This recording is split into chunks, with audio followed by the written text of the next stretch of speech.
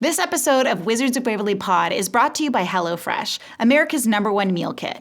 Every week, I have to think about what I'm going to take to lunch at work in the emergency room to make it through a 12-hour shift. I either have to spend a ton of money ordering delivery or spend a lot of time meal prepping. With HelloFresh, I get to ditch the meal planning woes and dive into HelloFresh's biggest menu yet, with over 50 recipes and even more market items to choose from every single week. Make delicious food a priority this summer with quick, convenient recipes delivered right to your door. Just choose your meals and select a delivery date. HelloFresh handles all the meal planning, shopping, and most of the prep, so all you have to do is open your box and get cooking. Last week, I made Tex-Mex pork with pineapple salsa, and my fellow nurses were dying to know where I got my delicious lunch. I couldn't wait to tell them I made it myself. Go to HelloFresh.com/wizardsapps for free appetizers for life. One appetizer item per box while subscription is active. That's free appetizers for life at HelloFresh.com/wizardsapps. This is a Podco original. So I'm putting you on the spot. Can you do the laugh scream at the same time right now? During the whole of Wizards, I had type 1 diabetes, just didn't know about it. The interesting thing is I am a f***ing grandfather now.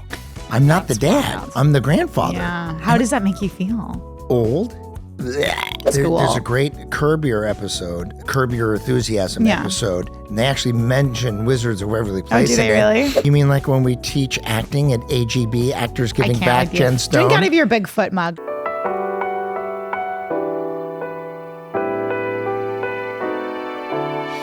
Welcome to Wizards of Waverly Pod in your butt. I love that I have a Jen 12-year-old Stone. sense of humor that in your butt makes me giggle. Well, Hi, David farting is Eloise. funny. I'm not a huge fart fan. I don't like fart humor. Really? I don't. My ex used to like hotbox in bed and it was the worst. Wait a minute. Jen Stone. What? Hotboxing is torture, not comedy. I agree, but he would think it would be funny. It's so funny to pull the covers up and then fart in bed, he's an ex for a reason. You think everybody knows what hotboxing is? Probably not. For people who don't know, it's when you're with your loved one and you want them to love you more. You fart under the covers. That's not what hotboxing is. Wait, this is my hotboxing. You let it sit there, and then you waft the cover. I hate it. And then it goes in. so What's your much. definition of hotboxing? Hotboxing is when you're like in a car smoking weed and there's lots of like clouds of smoke and you all get high. You get like a contact high. That's hotboxing. I thought we were talking about farting. Yeah, but hotboxing in general is that. But I'm saying you're doing that, getting a contact high with farts and ammonia. So what are we talking wait about? Wait a minute. So your boyfriend, not in bed, would No, he would hotbox in you in bed. the car. No, How does he hotbox you in the bed? because the covers are over. It's Right. exactly what you just said. The Oh, covers it are is. over. He Okay. farts. Yeah. And then I have to like breathe. Then he wafts it and I'm like, ugh. Like, I've never done that. I've done it to myself. oh my God. This has gone off the rails. Okay, We've just back to started. Wizards of Waverly Pod, Jeez everybody. Louise. I'm Oh, so sorry Lord. to everybody. Yeah, I am too. I'm also, whatever. Okay, so season 2, episode 14, Helping Hand, first aired February 16th, 2009, written by Jay Baxter and Sean Zakin, directed by our sweet, darling Bob Cohair. Bob Cohair, the best. All right, so we start the episode with you, Mr. Jerry, handing the kids a list of chores in the substation. Justin Vincenze Pepe Russo, which is Justin's full name, informs Jerry that as much as he loves chores because Alex hates them, he's too busy working on his own spell for wizard certification. Right. Granted, how is this any different from Make 'em Ups? Remember the spell, the Make 'em Up spell? I wrote that down. I Yeah. was like, wait a minute. How is it different?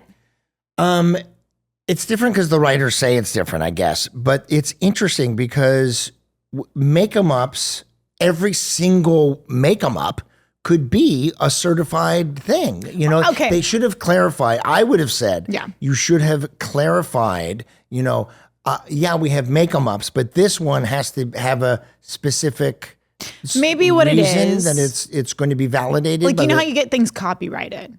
Ah. Right? So like make 'em ups, you can just throw at anything. It's anybody's game, whatever. Right. But maybe the certified spell is like you present a spell and they copyright it. So it's like getting a patent or a copyright which is really for something, good. which makes sense. Yet it doesn't hold because every single make 'em up you could get a copyright on. Excuse me. So you're saying our show wasn't airtight? What?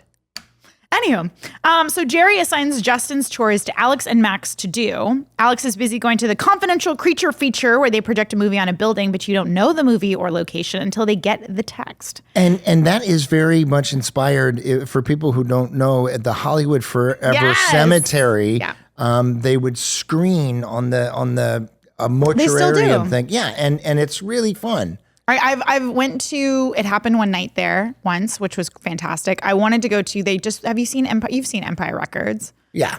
With like Liv Tyler and Renee Zellweger Jackpot? and like, no. Empire Records. Empire Records. You're I was thinking of High Fidelity. Yes, you're thinking of High Fidelity. No, Empire Records is like a very like reality bites, but they're all in a record store.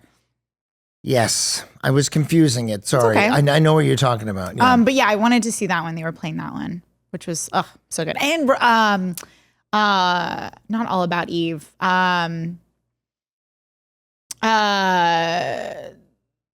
Letter to Daddy, Betty Davis, Joan Crawford. What's the? It's one of my favorites. What was it? Yes. Whatever happened to Baby Jane, Thank everybody? you, Lord. Thank you, good Baby J upstairs. Thank you, Dylan. Yes, thank you, Dylan. Yes, whatever happened to Baby Jane. They were played that I want to see recently. Anyway, but Now yes, the I know our movie writers. in the show, we don't know yet until it's texted. And by the way, this is cool. This is, I mean, yes, it's like the Hollywood Forever Cemetery, but everybody knows. Yeah. I like the fact that you're like in the know if your number is there and you get a text and you have to go, you know. But it's so like New Beverly Cinema. It's so like, all of the cool, there's a lot of places like this that our writers were very much those people where we were all just like film buffs and comedy buffs and things like that. So if they had any like underground screening or something, they knew about it, Okay, so have you gone to a screening though? At the Hollywood Forever? Yeah. What'd you see? I don't remember. It was a long time ago, but what I did go there. I know this is different, but Day de los Muertes. Oh, yeah. They do that, and my friend painted my face, and I looked like Coco. I want to see pictures. You have to send me pictures. I'll show you. Show me pictures. Okay, so later Justin is in the lair mixing potions to cast his original spell. We didn't do potions a lot. No. We were spell people. We were not big potion Although people. there is on my audition tape, there was a potion commotion. Oh yeah. Where it was one of my favorite.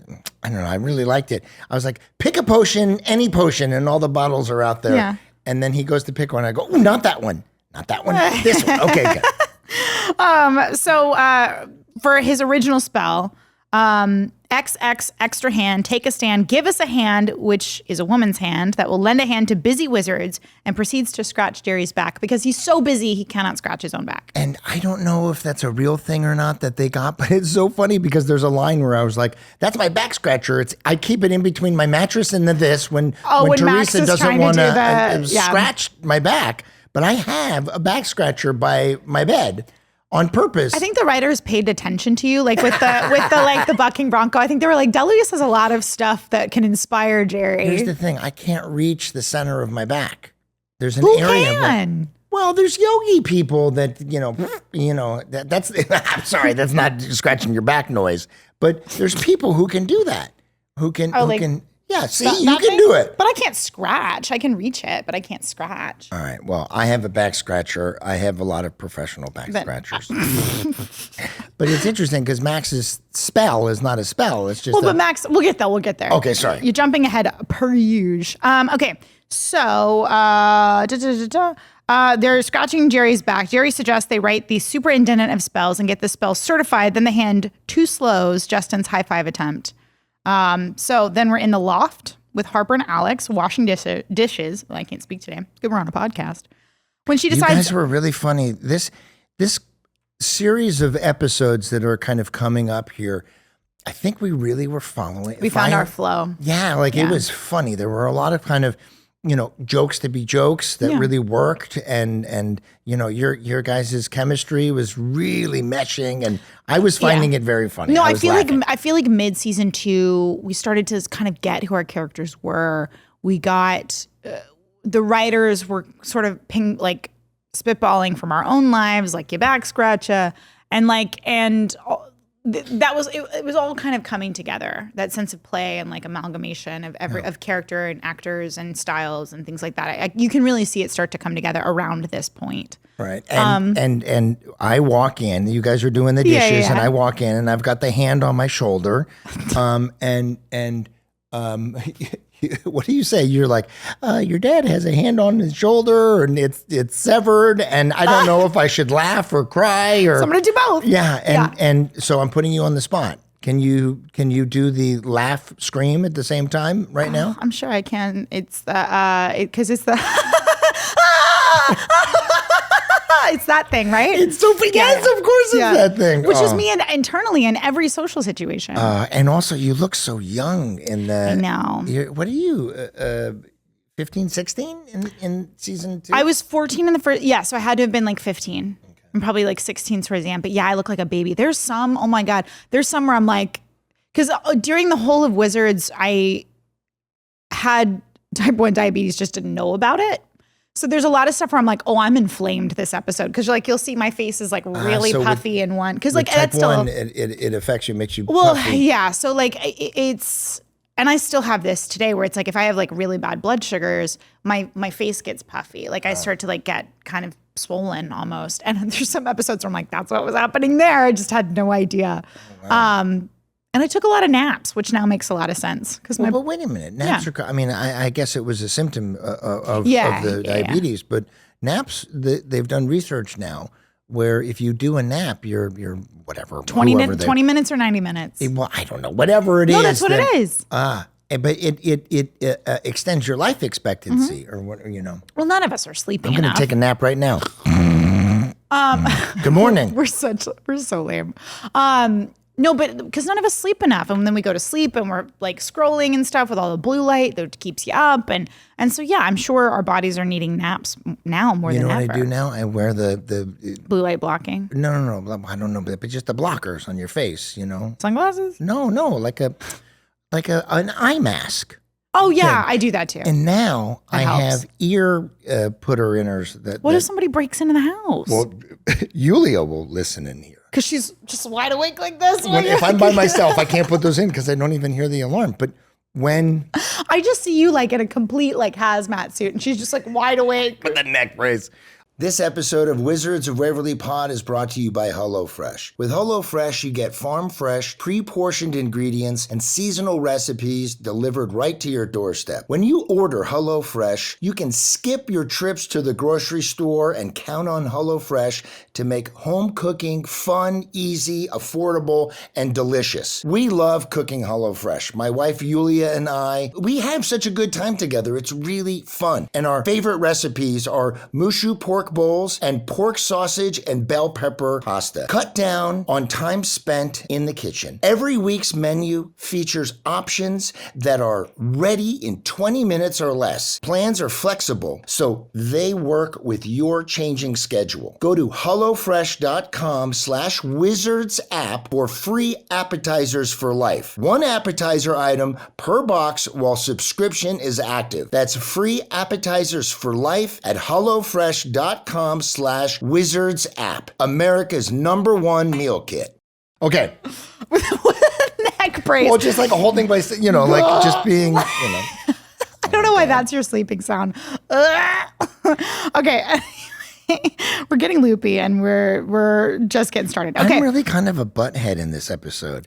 Because we all take turns being buttheads. When Max is like, I'm gonna, do this thing, and then it's stick, and you can put stuff on the refrigerator, and it's tape, and I'm like, I think at one point I say, he really makes it hard to be proud of him. Yeah, you do. You do. That line is so rough because the whole thing is like he decides that he's going to come up with something for the wizard, like the spell council as well, and he's coming up with just stupid shit of like the Russo double-sided sticky something, right. And you're like, so tape. And then there's one thing where we're getting ahead of ourselves, but we'll talk about that later. Taylor's oldest time. But when he gets poofed out with his foot thing, he comes back and he has this story of where he was. Yeah. Oh, it's my favorite. No. Okay. We have to get back to the poofing. But I am being a little Justin is my favorite son kind of thing here in this episode. And I look good too, by the way. You look great. You look great, baby. Probably like 30 pounds lighter than I am now. Well, that happens. Maybe if you didn't take so many naps. Maybe if you didn't take so many naps. No, that was so cheesy. Anyway, I completely lost my train of thought. We're in there. We're in there. Max comes out, says he's gonna come up with like stuff, and he's coming up with stupid shit like tape. That he's gonna, because the whole thing is we want to put the Russo name on the Wizards map. Right. The Russo sticky strips. Justin and Jerry shoot that down. It really hit me, this one, because it's how do we get the Russo, name to live on? Yeah. And with grandkids. Mm-hmm. That's how you do it. I say, it's either going to be this spell or it's going to be grandkids. Yeah. Well, now Jerry Russo has grandkids from the sequel, It's true. Which is very interesting. I've only met them once. Well, well, it's good because this didn't work out. The Justin being famous for this hand spell didn't work out. So it had to be grandkids. And the interesting thing is I am a fucking grandfather now. I'm not the dad. Wild. I'm the grandfather. Yeah. How does that make you feel? Old? No. Was that the therapist. Jen did the therapist notepad. Yeah. But I like that you thought that I vomit like that. I didn't realize that. I mean, listen. You did. You shot the whole thing. 32. She could have had a baby. I had a baby when I was 21. Yeah. I mean, my dad's given up. He literally said to my mom a few years ago, he's like, I'm never getting a grandchild, am I? And I was like, nope. You don't think your brother's going to have a kid maybe? Or maybe. I mean, I don't know. I don't want kids, so. Kids are a pain in the ass. They're a pain in the ass. I don't want them. Everybody. Get a dog. Yeah, I don't want them. I love animals. I love animals so much. Well, I have no interest in children. Tony, everybody knows Tony, right? I mean, Tony. Who doesn't know Tony? When you're a teenager, you come home, they slam the door and they tell you to go fuck yourself, and you're like, "What did I do?" But when you come in and your dog sees you, it's like unconditional love. Well, dogs can still have a teenage phase. The difference is they frown upon crate training teenagers. Can't do that. Well done. You cannot crate train a teenager. They don't like that. God knows I tried. CPS gets called. Anyway. DCSF, right? DCFS. CPS. You know why I know that? Because they were, I'm not going to say it. Did you know? So my brother and I, this is a very much aside, and then we will get back to the episode, I promise, for once in our lives. But so CPS was called on us because my brother and I bruise really easily. Like I'm still like covered in bruises. We just are very pale, probably anemic Victorian children. Right. So he went to school and like had a bruise from who knows what. And like the teacher was like, "Oh no, this is terrible." So she reported, but he had bruises in various stages of healing, which is a sign of abuse. And we were just anemic children. So they came to the house and my mom said she saw me because the lady goes, they interviewed us both separately and she goes, so do you feel safe at home? And she saw me look at her, kind of look back at the lady and go, because I was thinking of like, if I say no, what adventure do I get to go on? Where do I get to go? You were like, you had the power in your hands. Yeah, I know. I was like 3, I was like, oh, what does this mean? I can do something with it. And she's like, you know what? If you say no, take her. You can just take her. It's interesting because like my parents' generation, they got hit with rulers and switching and all that stuff. My parents still did that. Really? Yeah. Are you kidding? Shit. Well, I mean, that's not allowed. You're not allowed not anymore, but my brother and I turned out okay. Yeah. Yes, you did. And it's interesting, and I'm not going to tell anybody how to parent, but nowadays... You know what, Deloise? I am. No. But if you do something like that... no, you're done. You're done. But I think we're a society that like overcorrects, right? So I think that's too much, right? Like, getting a belt or a switch or whatever. That was what my grandmother... How about physical violence to your child? Like maybe not the best thing. I mean, but I grew up in Texas. Like that, there was a lot of like, intense farm stuff. Right. But yeah, so maybe too much.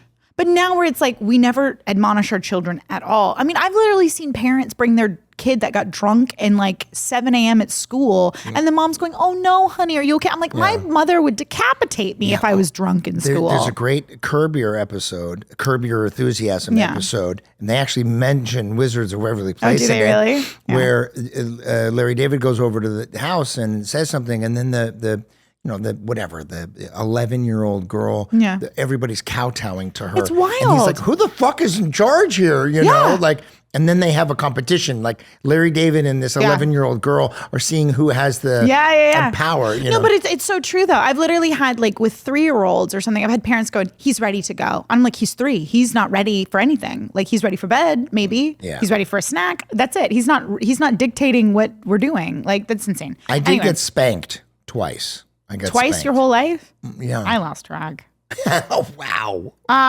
But it builded character. Anyway, okay. So we're in the kitchen now. You and we're out Selena of the kitchen. We've are been like, in the kitchen. we're going to use the helping hand. Yes, because Justin is still just stacking up, being like, I'm too busy to iron my shirt for the presentation. Alex, you do it. So she's like, screw this. We're going to use the helping hand. Right. So the helping hand is brushing it. Then we cut to Alex's room. The helping hand is brushing the fuzzy pink wall, which we got in the magic carpet. Right. And Alex's room has never been so clean. Harper gets the creature feature text, and the movie is Night of the Halloween Sorority Party Disaster 3, which I just love that we keep going back to and we utilize that. You know what I love mean? a callback. Yeah, exactly, which was great. Okay. Well, but even with like the fuzzy pink walls, like that was in Alex's locker. There was such attention to detail of like creating a whole universe. Yeah. Right? Yeah. Which was so nice.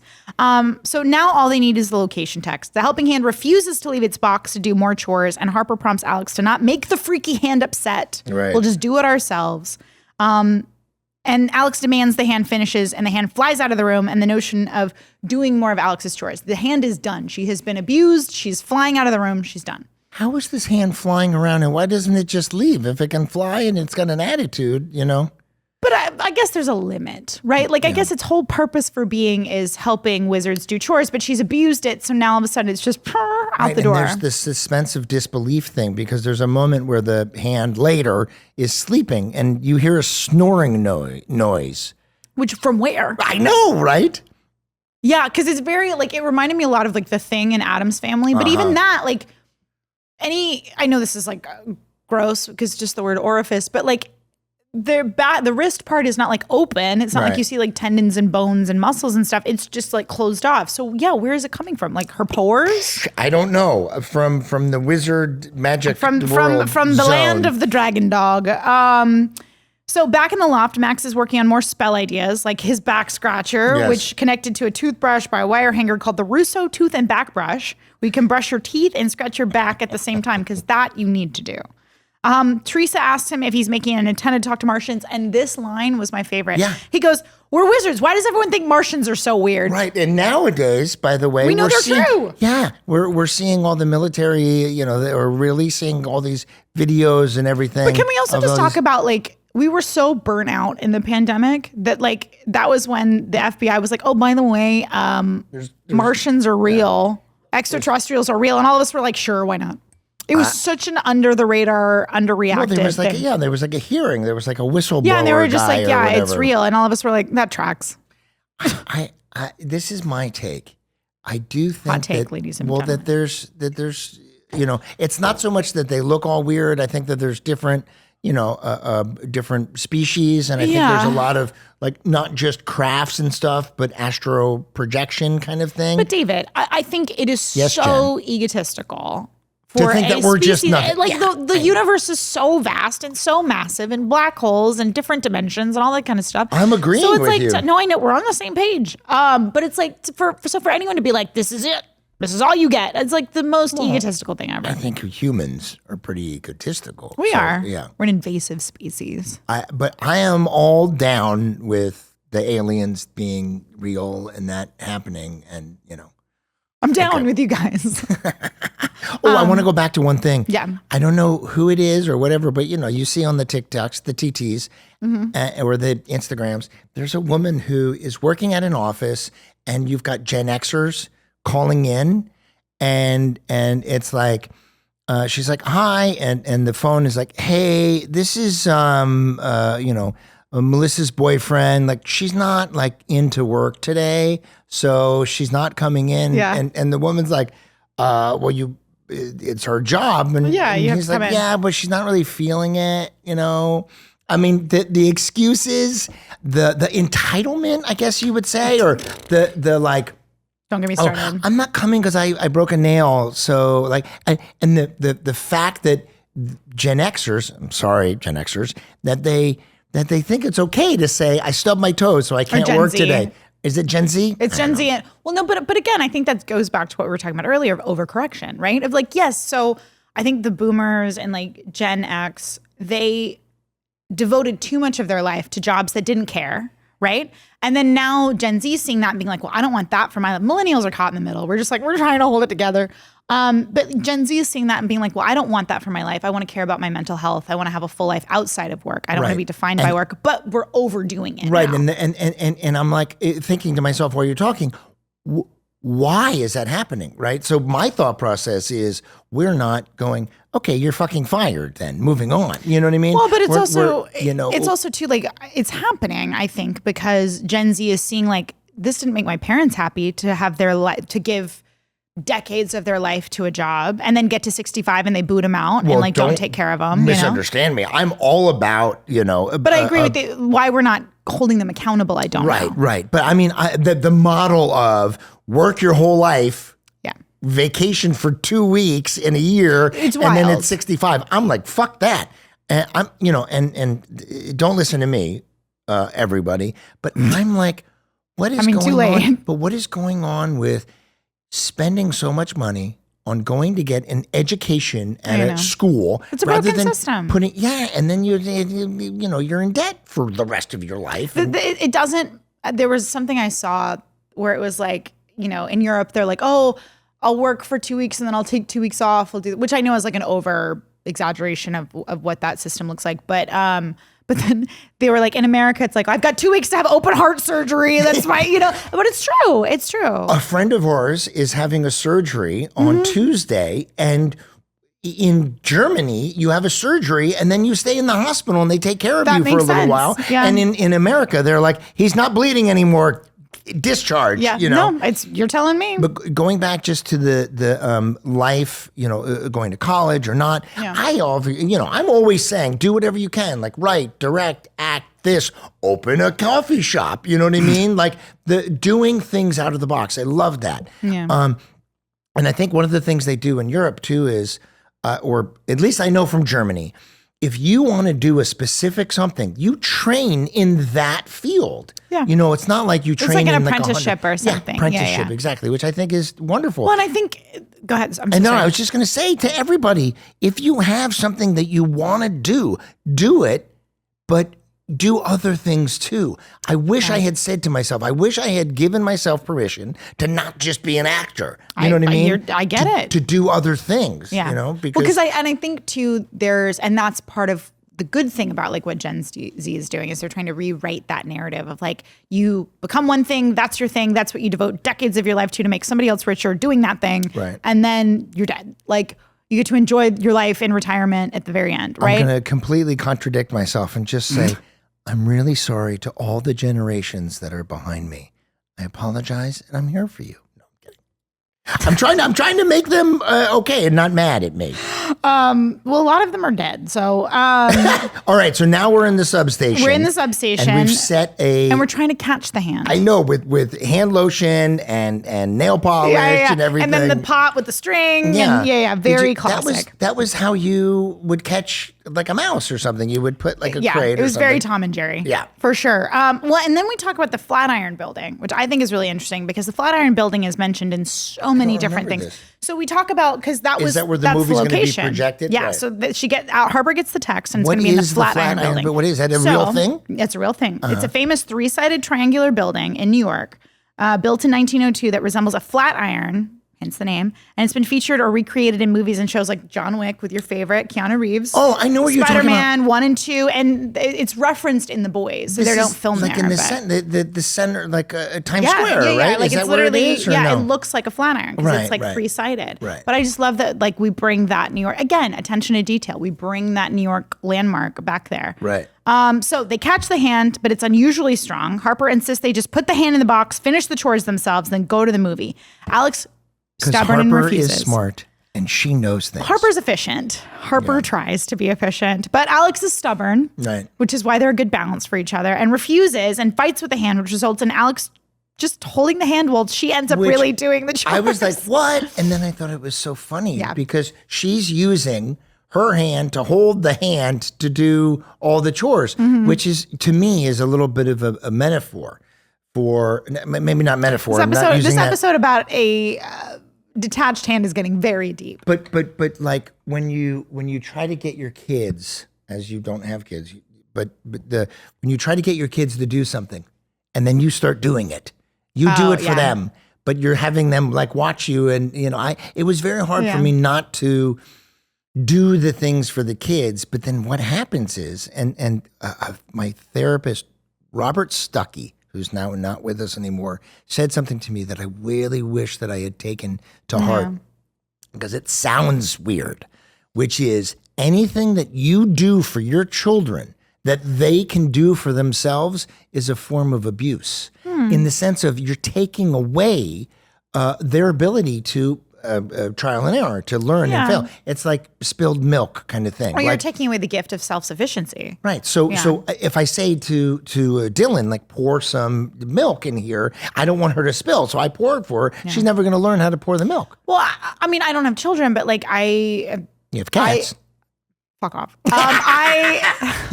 I teach like newer nurses, right? So that they like the more, which is scary to me that like that's where we're at now, but also to, whatever.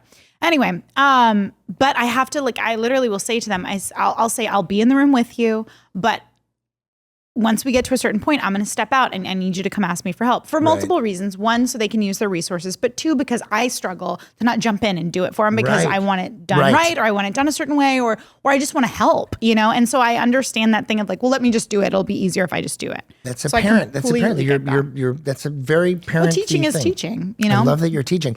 They also say that you learn, you do this, you do that, and then when you kind of in a master capacity, and I'm not saying master, but when you start teaching it, what's the teach back method? Is like when you truly want to fully understand something, you teach it back. If you can teach it, you know it through and through. You mean like when we teach acting at AGB, Actors Giving Back, Jen Stone? Drink out of your Bigfoot mug. Oh, wait, hold on. I've got a Bigfoot mug. By the way, we're doing merch and at BigfootCafe.com. All over the place. Wait a minute. Hold on. Oh, I thought I was taller. I'm trying to drink. I can't. Okay. Wait a minute. I just want to say this. Yeah. We are selling coffee now online. We have 3 different blends. Oh. So what are the 3 blends? The Peak to Peak, Shy Guy, and you put me on the spot. I'm sorry. They're all really good. And if anybody is interested in getting because some of the fans have said, I want the merch. So now we have it out there on the Bigfoot Cafe, thebigfootcafe.com, and then you can order the stuff, It's people have been saying they want it. No. I've tried some of their coffee and I love it. So now I know when I need to restock where I can get it. Thanks, Jen Stone. Okay. So Alex refuses, fights with, and then just ends up doing all the chores herself. When Alex finishes all her chores on the list, the hand is so exhausted, it can't even stand up for Justin's presentation, which of course is right then in that moment. Right. When they go to put the hand back in the box, they realize Justin took it back in the lair for his presentation, so they have to sneak the hand back into the box. And what's interesting is there's a motivation for Harper, who still likes Justin, and Alex is like, he's my brother, I don't give a shit. And then you're like, but Justin, and we want him to be good and nice. So there's 3 different times where where Harper is still like, I want to help your brother. Well, but also I don't think that the Harper has the crush on Justin pretty much until Zeke comes around. Right. Like pretty much until she starts liking Zeke, they play that narrative. And even sometimes even after Zeke, like she'll flirt with David. And there was one they just kept playing with that, right? Well, because David and I had a lot of fun with it. Like, we enjoyed that trope. So in the lair, Jerry's nervous for Justin as he practices his presentation. Alex suspiciously tries to get the hand back in the box. When the superintendent arrives, Alex tries to leave for the movie, but Jerry urges her to stay to be Justin's audience for oohs and ahs. Which I got so mad at myself for. Well, because she's got to go to the thing. Why am I was mean to Max. David, this is not a Father Justin of the Year episode. No, it's not. But I'm like, you have to stay here for the oohs and the ahs and everything. And I'm so, I'm acting all nervous and everything. I don't know the actor's name, but it was interesting because he wasn't so, to me, funny being on a sitcom. It was like real. He was very real. Yeah, he played it very I'm straight. not happy. Yeah, very straight. But also, exactly. I feel like we kind of needed that energy when literally like we're fighting with a hand. Yeah, it was because if he was crazy and over the top, it would have been too much. Right. He was very much like in charge, and it was almost like the DMV. You know what I mean? Like that kind of you can't make serious, jokes. And also cut and at one point, I because we're like helping a hand rub his feet because he's working with a dragon and doing this. His hands are occupied, and then I'm like, I'll start, and I touched his feet and I rubbed his feet. It was so. So you're not a Tarantino guy. I'm not a foot person, no. But I don't mind feet. But the watching me touch his feet made me like gross out. Did you not gross out in the moment? I don't remember this episode at all. I don't remember. Shoved it down. I know there's anything. There's some of season 2 that's like a wash. There's nothing in this episode that I like. Whatever. There probably was something going on this week where I. Did you get served papers this week? Oh, you fucker. Sorry. It was right there. Okay. Serve papers, for people who don't know, is when you have a lawsuit and you're served. I'm about to serve someone, by the way, and I can't wait to do it. Don't mention like this. Listen, if somebody, I'm not a sue person, okay? But if somebody does something that's unjust, if somebody does something that's unjust and you're within your right to hold up a contract, or if somebody steals something from you, then you can do it. You listen to me, everybody out there. And you know what? If you're watching, you're the person who I don't like very much. You know who you are, you thief. This episode, let's just review for a second. I'm so sorry, you guys. This episode has gone off the rails. It is hands off for the Helping Hand episode. Hands off, Helping Hand. We have talked about child abuse and child protective services. We've talked about serving papers. That's my fucking life. What do you want? I can't. Okay. Wait. But it's interesting too. Now, non sequitur. This whole episode's but the hand being alive, hand acting was a thing. Did you know that? Yeah. Like in commercials. Are you kidding? Zoolander, a hand model? Come on. Right. I forgot about that. Okay, go on. Okay, we're in it. So I'm telling Alex to wait here so that she can ooze and ahs. And then your favorite part? I ask him. I offer the guy a charcuterie board of meats. A charcuterie? Yeah, isn't that what it's called? It's just the way you said it. The charcuterie board. And the guy goes, "Why are you trying to bribe me with the meat that's sweatier than you?" I'm pretty schwitzing right now. I was about to say, I was like, you had a paper towel in the last episode that you were just, so I was like, you can't really be mad at the schwitzing joke. Okay, so you rub the guy's feet. It's tired and snoring, which we do not understand. Jerry tries to stall. Justin urges the hand to rub the superintendent's feet, but the hand gives him attitude, and so Jerry does it. Max jumps in and tries to present the cooperative foot. And but pause. Before you guys come into the layer, the hand goes into the lemonade. Right? Which is disgusting. Yeah, and then the lemonade comes in. Teresa brings the lemonade in. She's like, why does this taste weird? Yeah. And then I take it from him. I'm like, I don't want him to drink the hand tasting water thing, Okay, Max comes in with a very odd fake foot. He tries to come in and present the cooperative foot that will kick something when you're too tired to kick it. Jerry can't believe...